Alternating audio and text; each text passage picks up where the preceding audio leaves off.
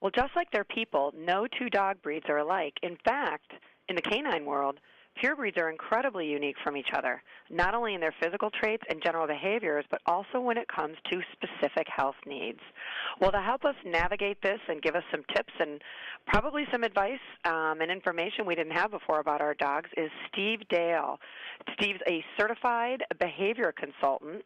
He's a recipient of numerous awards, and he has over 100,000 people per month read his blog, My Pet World, and he is joining us today. Hi, Steve. Hi. So what are the most, because we have to ask, what are the most popular breeds right now? Well, you're looking at one of them, this puppy, the Labrador Retriever. Since 1999, that dog right there has been #1 in America at the top of the list, and for good reason. #2 is the German Shepherd dog, followed by the Golden Retriever, the Beagle, and then the English Bulldog. Well, you know, it does sometimes. The English Bulldog, for example, is a particularly trendy dog at the moment.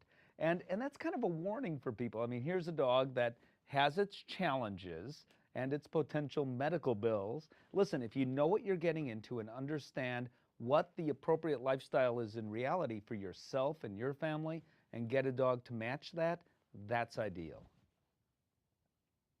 That's great information. So often we see physical differences among dogs, but according to you, they are all extremely different from breed to breed, and maybe even within the breed, including their nutritional needs. Can you talk to us a little bit about that? Well, it depends on what that specific breed was bred to do. So since I happen to have a lab puppy right here, I will take advantage of that. These guys were bred originally, here, I will give you some kibble, to help fishermen. Believe it or not, they assisted fishermen and then later became sporting dogs that we know today to retrieve waterfowl, and they're still sometimes used for that purpose.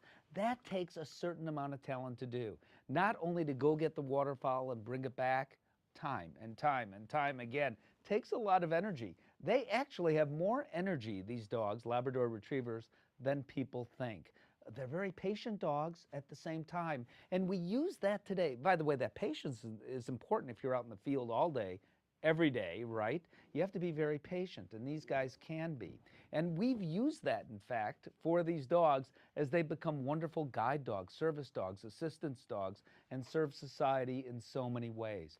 And they do have their unique nutritional needs, as many breeds do. So for this guy, the dog that was here a second ago, for these dogs, what's important is keeping that wonderful, come up here, come here, come here, for keeping that wonderful coat in shape. This beautiful coat that you see in Labradors, this waterproof coat, keeping it in shape and having a food, come on, come on, come on, that can do exactly that can be helpful. Excuse me, I am going to grab you, or try to, and see if, without destroying the set, we could bring you up here. And I'm showing this puppy Labrador food, which slows down eating. There's an adult version of this food as well.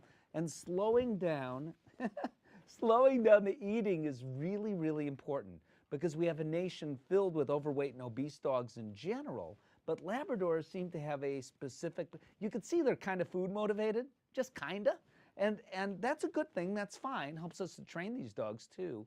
But this appetite can have a downside, and they inhale their food. Well, that's not good for the digestion at all. And also, if they're inhaling 50 pieces of kibble at once, they don't feel full at all. So slowing down the eating helps with that feeling of being full. And the kibble has a unique shape. It's kind of rounded, like a donut almost, with a hole in the middle. Has dental benefits as well, particularly for the adult dogs. Aside from that combination of amino acids and everything I talked about, that does a great job of keeping their coat in shape. In fact, I'm going to give you some of this food right now. He is super cute. So we used to think that there was only puppy food and grown-up dog food. Are there any other brief examples of breed-specific food that solve the problem? Well, there's senior diets as well. So depending on the life stage of your dog, choose the appropriate diet for that life stage. So, Steve, tell us what are some of the quirkiest breed-specific behaviors you've ever observed in dogs? Well, I'll give you an example of Labrador Retriever behavior. So they were bred, if you say the word tennis ball, they go crazy, right? You know, just saying the word. let alone seeing a tennis ball or anything being thrown.